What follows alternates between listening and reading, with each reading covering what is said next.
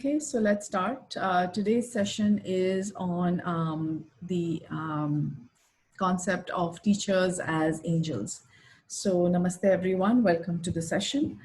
So tomorrow is Teachers Day, which is the 5th of September. And so we'll be talking a little bit about teachers. So, there are so many teachers in our life and they have this huge role that they play in guiding us.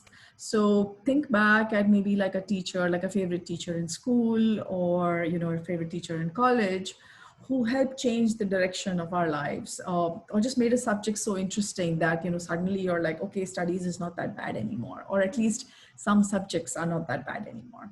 Okay, so the idea of, so although we use the word teacher in a sense of a teacher of a subject, in the esoteric studies, a teacher is actually someone who imparts also values to us. So just think back at some of those teachers who made a big difference on our life and try to recall, like, were they the people who also imparted some values to us, like, maybe discipline or maybe affection, maybe kindness, maybe patience, I don't know, whatever it is, something that that teacher did that helped us to understand, a certain value in life. Okay, so there's school teacher, there's college teacher. Okay, now moving on to an interesting concept, which is the world teacher. So according to certain theosophists, there is the world teacher. Now, the Lord Christ is believed to be a world teacher. Lord Buddha is also considered to be a world teacher. So let's just spend a few minutes trying to understand what was the primary message. Okay, so the Buddha came in 326 BC. And before the Buddha came Lord Krishna and of course the other avatars. But let's focus on the Lord Buddha. So the Lord Buddha basically said, is what I understand from the teachings of Master Shokok Sui's school, from the workshop Buddhism Revealed, that the Lord Buddha said, there is dukkha in life. Okay, Lord Buddha did not say life is dukkha. Okay, so Lord Buddha did not say that life is dukkha. He said that there is dukkha in life, which means that life and dukkha are two separate things, which means that if there is dukkha in life, I could just as well take it out and get rid of it, right? So how do I get rid of dukkha in my life? The way I get rid of dukkha in my life is by following the Eightfold Path, the Noble Truths. And again, we have a workshop called Buddhism Revealed, which is taken by the Acharyas and really helps us to get a perspective on Buddhism. Okay, so what was the message of Lord Buddha? The message of Lord Buddha was, there is dukkha in life and that dukkha can be removed. Okay, so we're focusing only on the summary message right now. Now, what about the Lord Christ? We all know that the Lord Christ is believed to have been crucified and that he, while even being tortured, basically said, Father, forgive them. They know not what they do. So, he's going through excruciating pain. People like us, if we just get one little scratch, we are like yelling and screaming, right? And he's going through so much pain. And what he says is, Father, forgive them. They know not what they are doing. So what he's basically saying is that, like, for example, if a child does a mistake, we don't deal with it the same way that we deal with an adult who makes the same mistake, right? So suppose a child takes a toffee from like someplace he's not supposed to. You're going to explain to the child. You're not going to yell and scream. But if it's an adult who's taking it, then you're going to take some disciplinary action, right? Now, so the Lord Buddha and the Lord Christ basically came with two messages for mankind. One, the Buddha said there is dukkha in life and it is also caused by expectations that are inappropriate. Okay, so one thing we can do is manage our expectations. The other thing we can do in terms of the Lord Christ is the message of forgiveness. So even under extreme pressure, even under extreme pain, the Lord Christ's message, the world teacher, the message is to forgive. Now we are waiting for the next world teacher to come. It is believed to be the Lord Kalki, also called the Lord Maitreya, also called the second coming of the Christ. And I'm not sure what it's called in Islam, but I believe they also are waiting for the world teacher to come again. So if you may have noticed, it's just my observation, is that, most of the religions or most of the world teachers seem to show up somewhere near the Caspian Sea. Okay, so if you know where the Caspian Sea is, you can just look it up on the map. Somewhere near the Caspian Sea is where a lot of these teachers, seem to show up. So it just makes me wonder, like, this is again me personally, is like, is there a portal there that like, they just kind of, it's like an airport for them to land. But anyway, that's a different thought. Okay. So, so my question is, how does the coming of the teacher matter? Like, how does it matter if the teacher is here or not here, right? So I'm just going to use a small example. Let's say, for example, we have a drop of blue ink, and we put that drop of blue ink into a, maybe into a dish so small, like we just put a drop of blue ink here. So if we put a drop of blue ink here, it's going to be very visible that there is a drop of blue ink here, right? But if we put a drop of blue ink into the ocean, you've seen the ocean, the sea, you drop one drop of blue ink in the ocean, you can't tell that it's even there. Okay. So sometimes or often the world teacher comes to work out the karma of their disciples. So what that means is that, let's say that blue drop of ink is, let's say, for example, my negative karma. Now, when I'm in the aura of the teacher, then this blue ink gets dissolved in his aura, his or her aura. And because the world teacher is like the ocean, that one drop of ink kind of gets lost somewhere in there.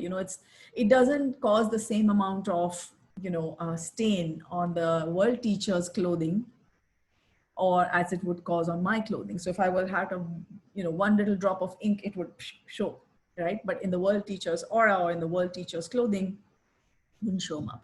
That's how the world teacher or the gurus take on the karma of their disciples and work it out through their own body.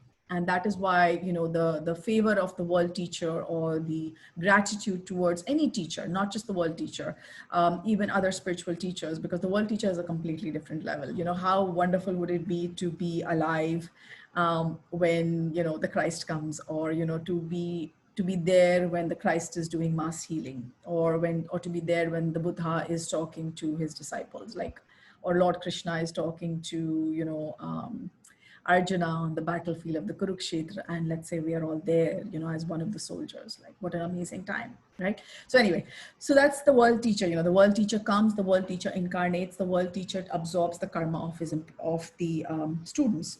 Now, in the book Autobiography of a Yogi, Paramhamsa Yogananda ji also talks about how he feels that his guru, Sri Yukteswar Giri, took on some of the karma of his disciples and worked it out through his own body through a fever, which I think happened to him in Kashmir. And the other occasion is, of course, the Lord Christ working out the karma of a lot of humanity through his body by going through the crucifixion. So why are we talking about this? So the teacher, and it's not just, the world teacher is definitely a certain level, but below the world teacher, there are many gurus, there are many teachers, coming down to all the way down to our kindergarten teacher, coming down to also our parents. Our parents are also our primary teachers. Our parents teach us so many things. And, although the word teacher, like I said, is used kind of loosely sometimes, but the world teacher or the teacher is really someone who imparts values to us. Okay. So what I'd like to do today is I would like us to be aware of a school teacher or a college teacher or your parents, someone from whom we learned a major lesson in life. And in the end of our session, we will bless them and we will pray for them. And again, of course, the angels. So the concept was, teachers as angels. So, when a child is hurt, when the child is, let's say, in school, and, they find a teacher who is willing to listen to their issues and, kind of functions as an angel for that teacher. Let's say, for example, a child is coming from a household where the parents are fighting or something like that. Then it is the teacher to whom the child mentions a lot of things. So, a lot of primary school teachers tell me, you'd be surprised how much children understand and how much they tell us and how much we have to deal with. So the teacher can't really, call the parent and be like, hey, are you guys having a fight? She can't do that, or he can't do that. They just have to absorb that information. And they also have to help the child to absorb that information. So starting from kindergarten, where the child doesn't know what to say to whom, starting from there, going all the way to the world teacher, we need to be grateful. Okay. And in the Great Invocation poster, for those of us who have seen the Great Invocation poster, if it's possible for Kunal or someone on the team to put up the Great Invocation poster, that would be great. There is also a line where, the Great Invocation poster basically says, "May the world teacher return to earth." So the question is, if the world teacher is needed, then why doesn't the world teacher just come? Okay, so the world teacher will come when we are ready for the world teacher. So when enough of us are like, what is happening, Lord? We need some guidance, Lord, please come. Okay, so Krishna, Buddha, the Buddha, Lord Krishna, Jesus Christ, the Lord Jesus Christ, these entities come when they're really needed. Okay, let me try and explain that in a more, earthy way. So one of the things to keep in mind is that when, let's say, for example, for some of us who work in areas like, I'm just taking an example, like, we do some social work in an area like a place where, which is called a slum often. So let's say, for example, we go to a slum to work. Now we go to a slum to work when we see that the need there is so much that without actually physically going there, we are not going to be able to help these people, right? So then we move ourselves into that area, we go there, we do our work. But for some of us, it's a little difficult because the area, the way those people live, it's not so easy for us to be there for more than a couple of hours, right? It begins to itch and we begin to get a headache. I'm talking physically, for a lot of us. But that doesn't mean we don't do it. We still do it, right? And we do it, we do our work. Sometimes we do it week after week. Some people do it on a daily basis. Some people do it on a yearly basis. People do it. So similarly, we need to be aware that when the world teacher, who is a very subtle being, a very clean, pure being, when that being decides to incarnate into the planet Earth, they are coming because the disciples are just calling. It's like, world teacher, please come. Without you right now, we are lost. Please come, please help. That is when the world teacher comes. It's not that they want us to beg, it's just that they want to make sure that we want their help. The way I understand this, it's also got to do with free will. The world teacher will come when we want that advice. This is not your typical teacher who's going to be like, do this, do that. No, the world teacher is somebody who comes when people are ready to listen. So if you're ready for the world teacher, then this is a picture of the Great Invocation. If you like, you can take a screenshot. The Great Invocation is considered to be a prayer designed to reach out to the world teacher, to invite the world teacher onto the planet. So, and to just kind of let the world teacher know, we are waiting, please come soon. Okay, so that's the Great Invocation. And I think that's it. And the other thing I wanted to do is basically talk about the angels, because we will be, discussing this. So, there are the guardian angels. So there's the angel of guidance, there's the angel of healing, there's the angel of protection, and there's the angel of good news. Now, the teachers that we have, if you just think back at some teachers of your life, some teachers helped you with guidance. Some teachers helped us with healing of our hurts, just physically or emotional hurts. Some teachers protected us, maybe when we did something wrong, or from a class bully, or from the principal, or somebody like that. Some protection was given to you by a teacher. And of course, the teacher of good news, the person who gave you the good news that you passed, or what you need to do to be a better person. So there's these 4 types of energies that we receive from teachers, right? So I'd like you to take a second and just think of your teacher. Yes, so what I'm saying is an extract, some parts of it is an extract of Sri Ram's session, which was about the portion about the world teacher coming, and about the Krishna, and about a couple of other things. So the idea basically is that we are all step down transformers. Since all of us are not in all sessions, the idea is to share information, to create a fabric of information, so that one thing reminds you of another thing, and then slowly we build our character through the practices of pranic healing and Arhatic yoga. So yes, I would like to add that not all thoughts that I talk about are original. In fact, I would go to the extent of saying that no thoughts are actually original. That's because every matter that we have, either in our body or our emotions or our mental body, is all recycled matter. It was there before we incarnated. It will remain here after we leave. So everything on the planet is recycled. Nothing is really original. So what we are doing is basically sharing. We are trying to get information in a certain way that it serves as a reminder to everybody. Okay? So let's be aware of our heart. Let's feel the love for our teachers. Let's be aware of the crown. Let's raise our hands in blessing position. Let's be generous with our blessings for the teachers in our life. Let's remember our teachers from nursery, from kindergarten, from our school life. Maybe there were some teachers who weren't nice to you. They are the ones who need the most amount of love. So let's bless them. Let's bless our college professors, all of them who tried to impart knowledge to us in the best way that they could. Let us bless all the spiritual teachers, the gurus, all the gurus, all the teachers, Lord Christ, Lord Krishna, Lord Buddha, Prophet Muhammad. Let's bless everyone. Let's also bless Master Choa Kok Sui and his entire family.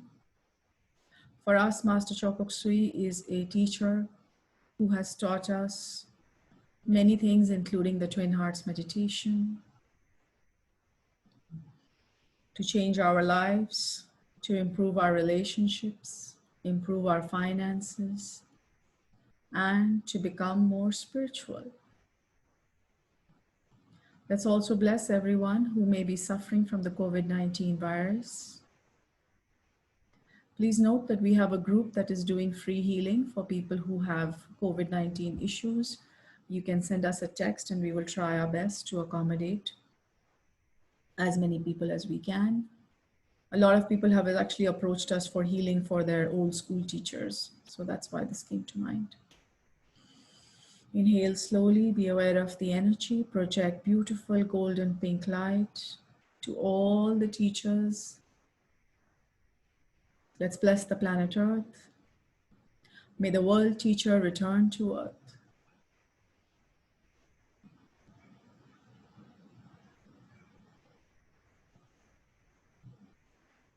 Feel the energy flowing out. We are all instruments of healing, instruments of peace and love. And we are also instruments of teachings for our family, for our children. One thing that I would like to say is that sometimes we have to be a role model in order to be a teacher. If we are just lecturing our family, they may or may not listen. But if we are a role model, then it's much easier. People, for most of us who've learned from other people, just be aware, have you learned when they told you something, or have we learned when we observed their behavior? So, let's say, for example, if we had a very hardworking father, then we would learn to be hardworking by observation. If we had a teacher who was always kind when somebody forgot their homework, then we learn kindness by observation. So let's be aware of all the lessons that we have learned from all the teachers around us, our parents, our teachers, the world teacher, Master Choa Kok Sui, your own guru, whichever path you may be following, whichever religion. Remember, all the gurus are friends up there. It's only the disciples that are sometimes fighting. Anyway, okay, so let's massage our face, our scalp, neck, shoulders, chest, hips, thighs. Return to your body. Yeah, so this is our number and our address. So if you like, you can just make a note. The number is 94333400604. Okay, so that's it. Thank you so much for joining, and we'll see you soon.